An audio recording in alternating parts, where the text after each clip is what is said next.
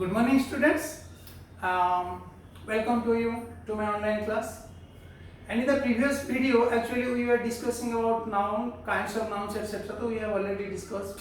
And now we have to discuss about the noun case. In the previous video, actually, we were discussing a little, but now we will discuss it thoroughly because the last video, towards the last part of the video, actually, I was telling you about noun case. Today, we have to discuss it thoroughly.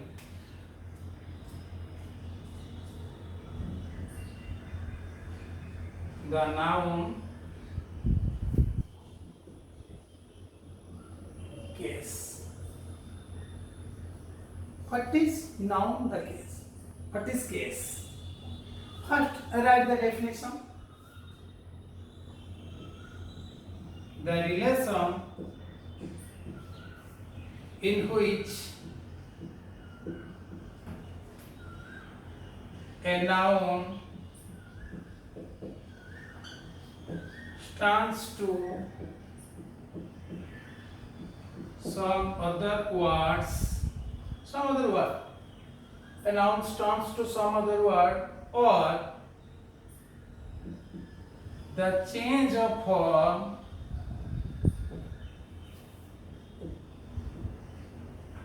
by which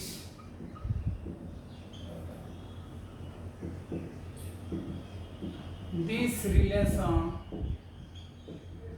is indicated is called the case. So what is case? Actually, a noun may occur in a sentence in different position, giving different meanings, and they may belong to different parts of speech also. And in the previous video, actually, I took 5 sentences. I used the same word. Perhaps in the last video I used the word father. The same father, this word was used differently in 5 different sentences, and I told you how these in these 5 sentences father was indicating different meanings, or father was used differently in all these 5 sentences, and how their cases were different. So if a noun is used in a sentence differently, accordingly the noun case will be different. So we will take some examples, so definitely, because taking examples is the best way to discuss anything, to get your doubt clear, or to know anything so vividly. So I will also give you a lot, we will also take a lot of examples now. But now what I want to tell you, that suppose a noun is used in a sentence, how the noun is used in the sentence, accordingly the case will be. It may be the subject, it may be the object, it may be like this one, and how the noun is used in a sentence, accordingly the case will be. So this is the definition. That means what is the relation of the noun to some other word in the sentence. Accordingly accordingly the case will be determined. So we will take, so this is the definition of noun case. So the relation in which a noun stands to some other word in a sentence. Some other word, or the change of form by which this relation is indicated. How? Let me take some example first.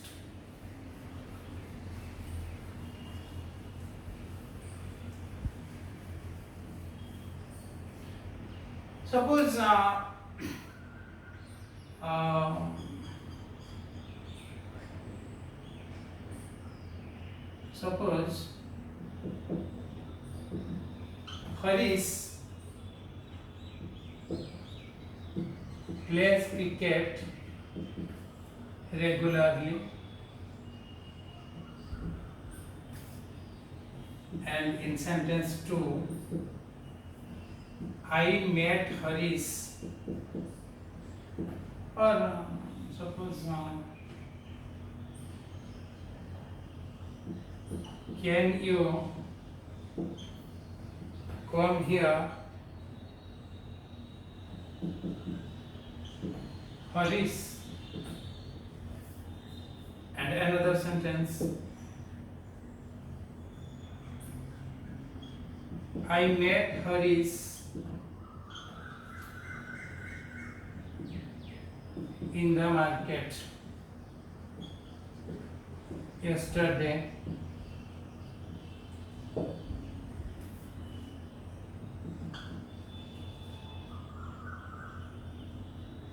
she presented Harish an expensive pen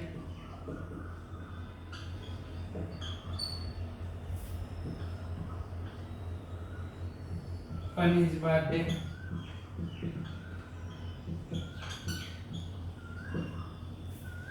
And the fifth one,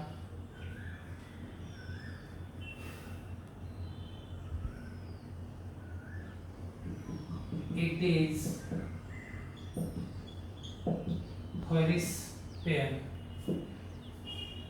So now mark Harish, here Harish, here Harish, here Harish, here also Harish. And mark how the same word Harish is used in a different way. You may also substitute Harish with a boy. The boy plays cricket regularly. Can you come here, boy? No, actually, in that case, it will be something different. Suppose you can also write my sister. My sister plays cricket regularly. Can you come here, sister? I met my sister in the market yesterday. She presented my sister an expensive pen on her birthday, and it is my sister's pen. So now check, Harish is used in 5 different sentences in different way, and accordingly the case will be determined. How Harish here is the subject to the verb place. Here Harish is used to address someone, and here Harish is the object of the transitive verb met, and here Harish is the indirect object of the ditransitive verb presented, and here Harish is used in the genitive case. So the way the noun is used in different sentences differently, accordingly the case will be determined. Now I will clean the whiteboard now, then I will go on discussing about different cases. When the noun is the subject to the verb, it is one case, and this case is called the accusative case.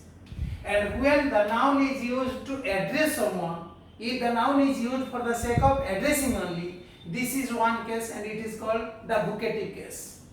And when the noun is the only object of the monotransitive verb, then it is called, when it is the only object of the monotransitive verb or the direct object of the ditransitive verb, then it is called accusative case.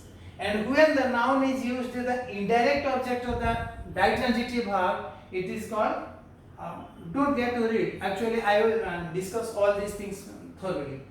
When the noun is used as the indirect object of the ditransitive verb, it is called dative case.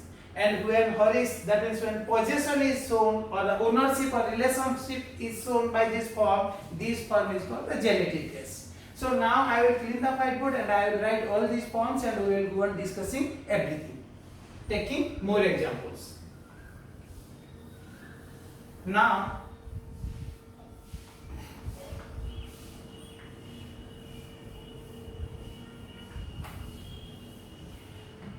we will discuss the cases. What are the cases? First one, accusative case.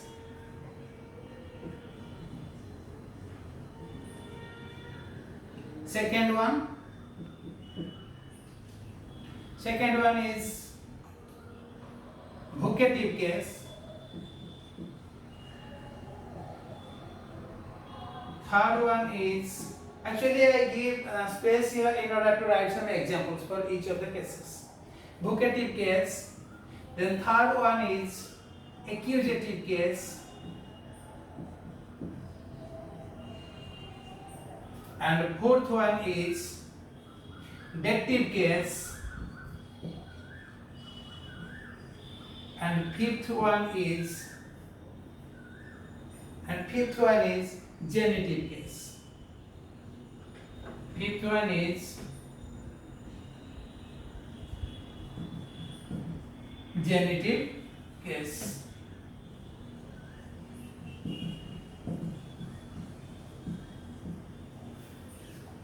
So these are the 5 cases: accusative case, vocative case, accusative case, dative case, and genitive case. Actually, accusative case, what it is? Oh, sorry. First one is nominative case. Accusative case, sorry students. Actually, I have repeated the same word accusative in 2 ways. First one is nominative case. There, when I was telling you, so rectification is needed. Rectification is needed. Actually, sorry to say, earlier when I was telling you that when the noun is used as the subject to the verb, it is called nominative case. Perhaps in the earlier discussion, when I gave you some sentences and I was telling you that when the noun is used as the subject to the verb, perhaps by mistake I told you this case is the accusative case. No, sorry, this is nominative case. When the noun is used as the subject to the verb, it is called nominative case. So now first one is nominative. So these are the 5 cases: nominative case, vocative case, accusative case, dative case, and genitive case. Let me discuss all these things clearly. What is nominative case? Nominative case means the noun is used as, or let me write it in a bigger handwriting, because many students are requesting me to write with bigger handwriting. It's okay, I am writing bigger. Nominative case means the noun is used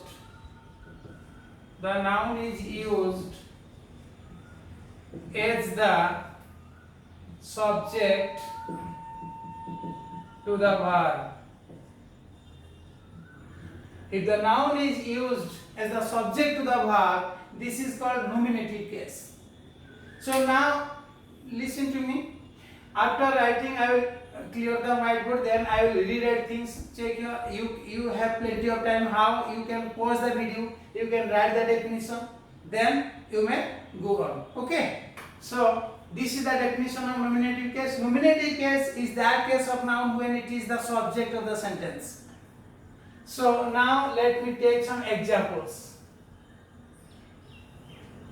Suppose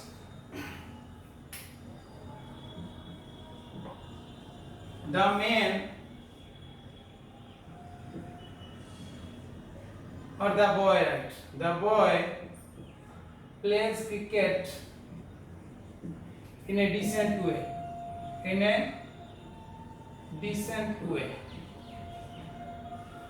The boy plays cricket in a decent way. This is nominative case. That means when a noun is used as the subject to the verb, here the verb is plays and the boy is the subject. So here boy is the nominative case of noun. Similarly, I am orally telling you a lot more examples. You may write them down. Suppose a pen is needed to write down everything. So pen here is the subject to the sentence, so it is nominative case. Similarly, suppose they all are quarreling among themselves. They, here this is the subject, so this is the nominative case. So nominative case means the noun or pronoun sometimes may also be. Suppose children are playing cricket in the playground. Here children is the nominative case of noun. Similarly, suppose father loves me very much. So here father is the subject of the verb. Subject to the verb loves. That's why father is the subject in this sentence. So it is nominative case.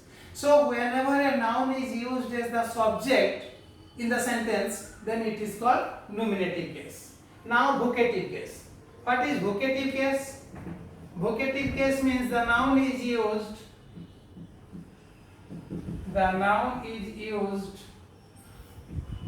only for the sake of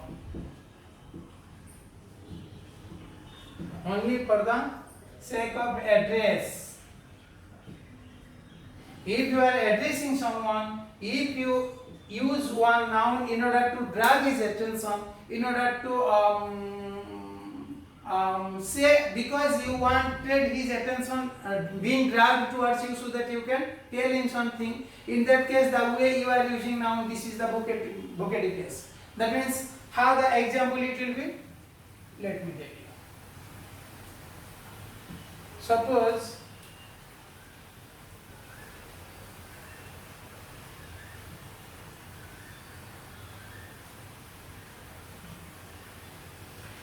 Suppose let me go out further.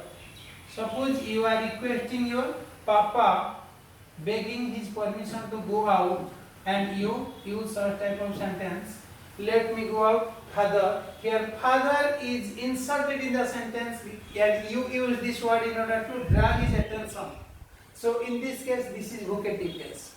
Suppose another sentence may also be, I am cleaning the whiteboard, but it should not make you any, or it should not put you in trouble, because you can pause the video and you can write the sentence, then you can go on watching the video. Then another vocative case, don't think that vocative case should always occur at the last of the sentence. The noun can also occur at the beginning. How?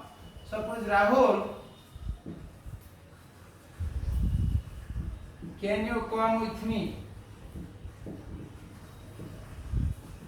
So in this case also Rahul is used only for the sake of addressing him. So here Rahul is the vocative case.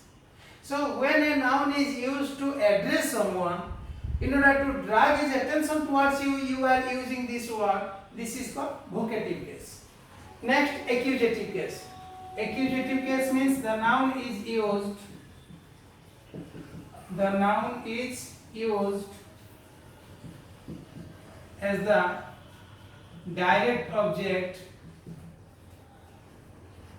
as the object of the monotransitive verb, as the object of the monotransitive verb,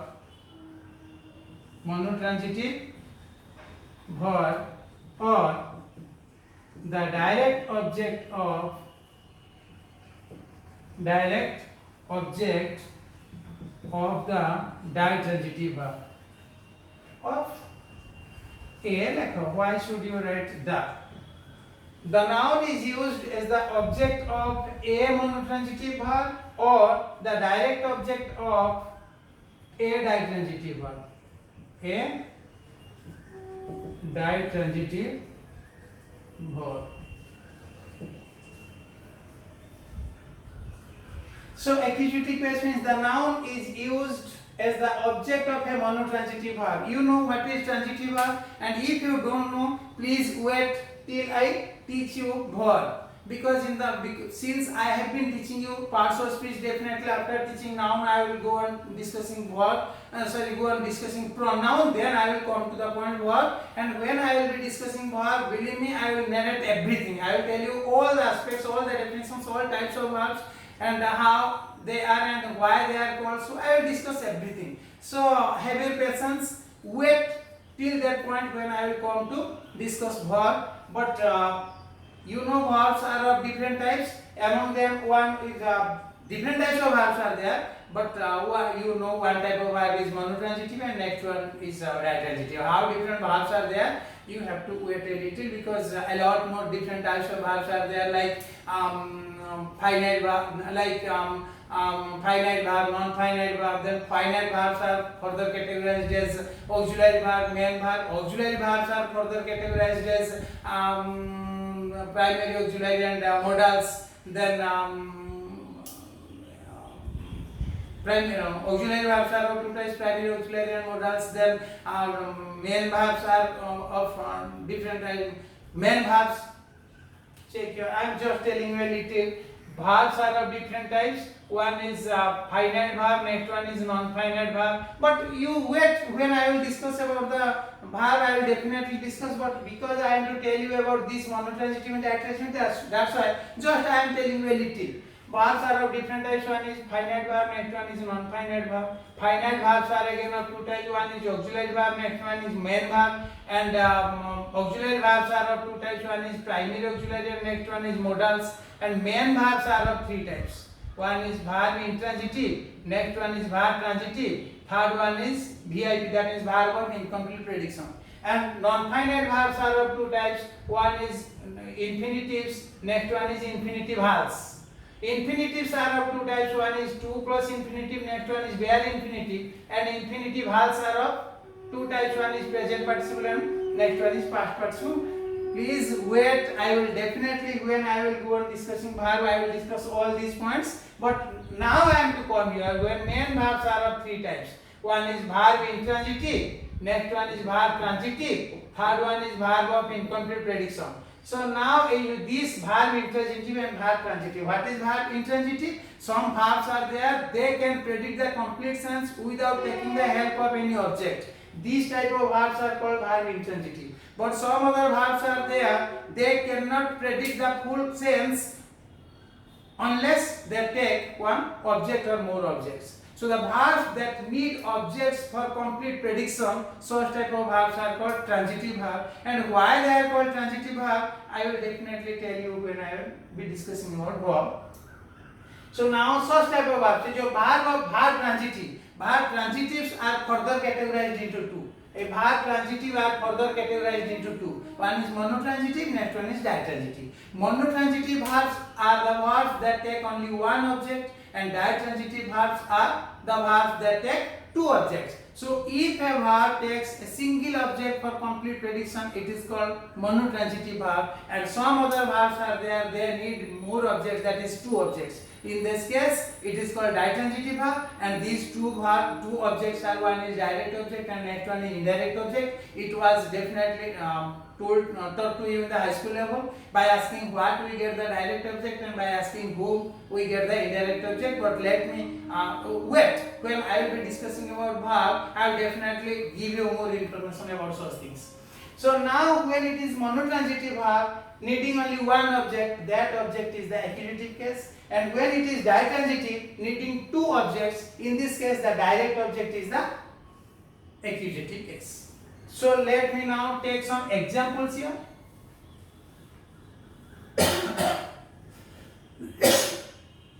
Actually, I want to tell you one thing. I am not physically well today. I am suffering from some fever actually. That's why I am not in my best self. So perhaps you may not enjoy today's class. Still then I am trying my best to teach you properly so that you can enjoy my class. So accusative case. Accusative case means, I have already told you, accusative case means the noun when it is used as the object of the monotransitive verb. How? Suppose she broke the glass. She broke the glass. In this case, she broke. This is the verb broke. What did she break? The glass. And here this action is directly carried forward or transited to the glass. So the glass is at the receiving end or the suffering end of the verb. I will tell you vividly why it is called object and how we can know. We will definitely discuss when we will be discussing about verbs. So now accusative case means she broke the glass. Here the verb is broke, and it transited or it actually passes over to the word the glass, and this one is the object. Or by Honda method, you may ask what to the verb, and the answer that you get, that is the object. So what did she break? The glass. This is the object. So because now the glass is the object of the monotransitive verb break, that's why this is accusative case. Similarly, you can also say I ate rice, or I took a pen with me. Here took and took a pen. Here a pen, here the glass. All these things are the direct object or the object of the monotransitive verb. That's why they are called accusative case. Similarly, another sentence you may also say, she wrote a letter. Here a letter is the object of the verb wrote. That's why it is accusative case. And how? Suppose a sentence contains one ditransitive verb. She gave a pen to me, or she gave me a pen.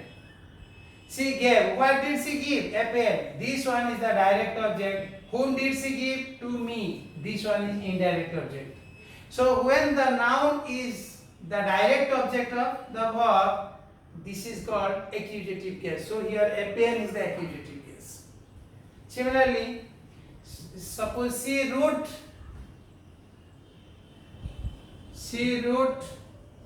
her friend a letter, or she wrote a letter to her friend. She wrote a letter to her friend.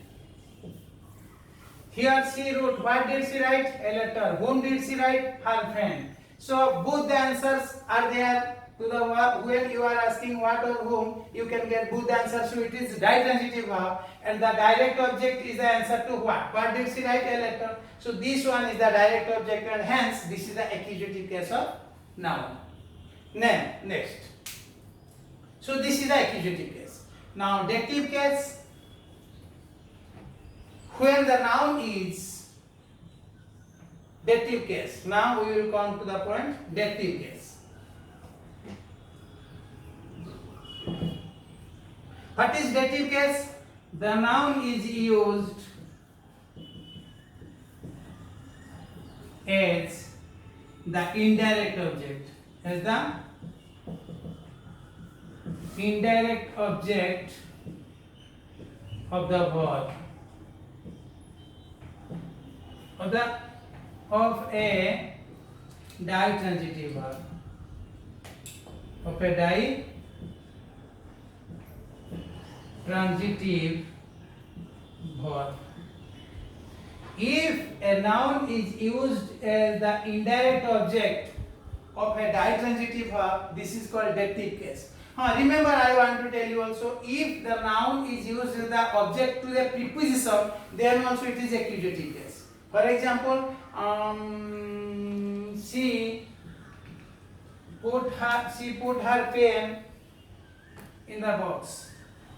She put the pen in the box.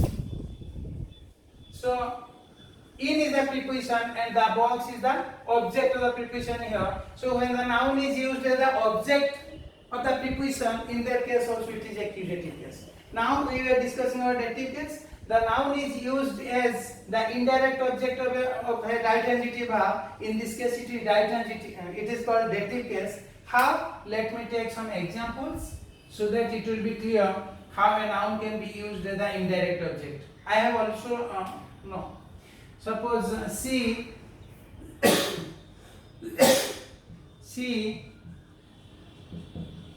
presented her pen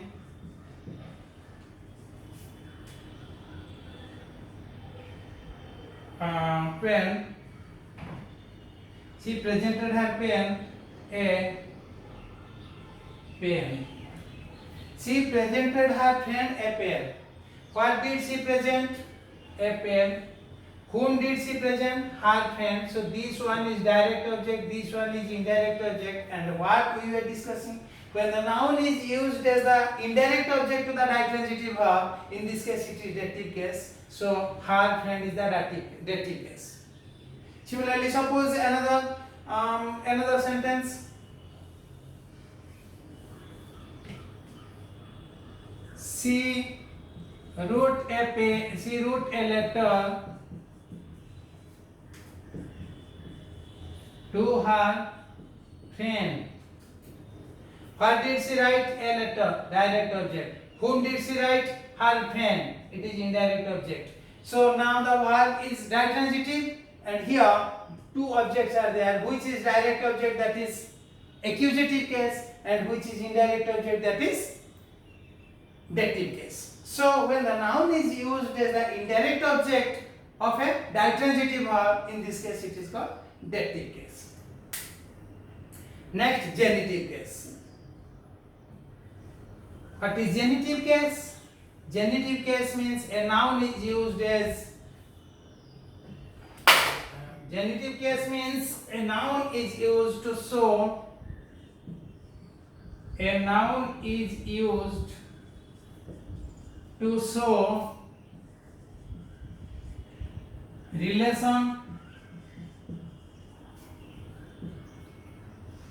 relation or ownership, authorship, etc. So if a noun is used to show relation or ownership or authorship, in this case it is genitive case, because a lot more discussions are needed in order to know about genitive case. That's why now let me clean the whiteboard and I will write genitive case at the top of the board, then I will discuss.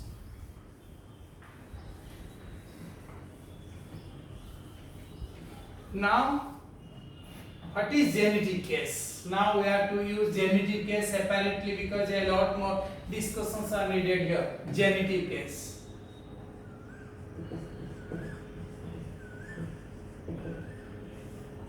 Genitive case, as I told you earlier, genitive case means when a noun is used to show the relationship or ownership. In this case it is genitive case, and generally we use an apostrophe s, this one. It is called apostrophe. Many students are telling me to write with bigger handwriting. Today I tried my best to write with a bigger handwriting. Perhaps you have already marked. I have written down everything with bigger handwriting, I think. And if till then I am writing with smaller letters, then please make me know about this. This one is apostrophe s. That means how to show the genitive case? Use one inverted comma here and s. This is called apostrophe. Apostrophe s or apostrophe and s, you may say.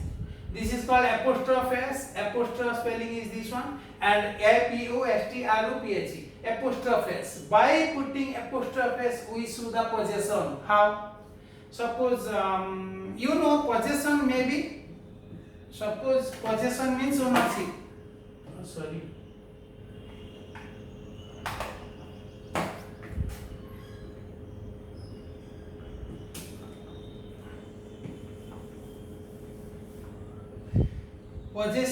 Possession. Suppose I need to show you the possession. It is in my ownership. In this case, possession may be sold in different ways. How?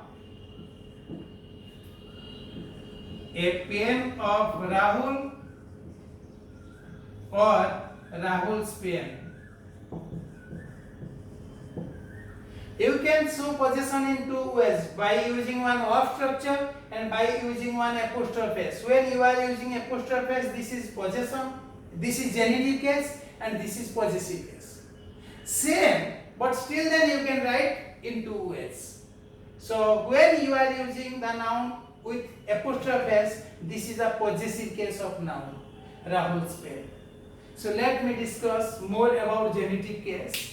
Some rules are there, some restrictions are there. Somewhere you can use the genitive case, somewhere you cannot use the genitive case. Sometimes apostrophe s is needed, sometimes only apostrophe is needed. How? How can we know whether apostrophe s is needed here to show the possession or only apostrophe should be put to show the possession? Let me discuss it thoroughly now.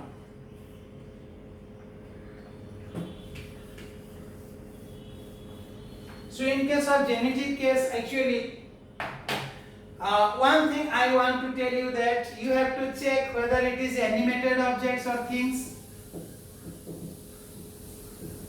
Animated objects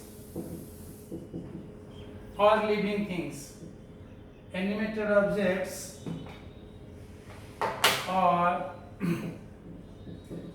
living things. In this case, genitive case will be used. In this case, genitive case will be used. But inanimated objects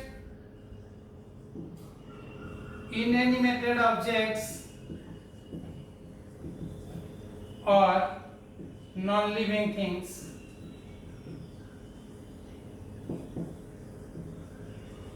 in this case, genitive case cannot be used.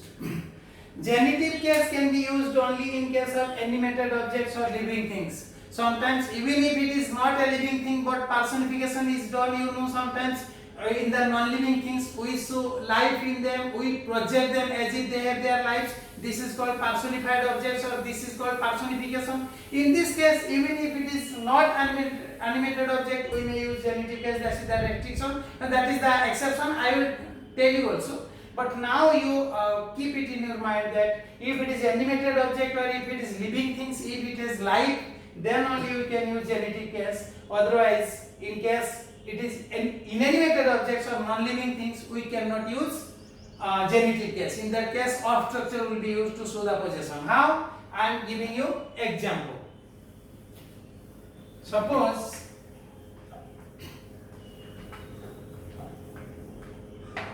check here. Suppose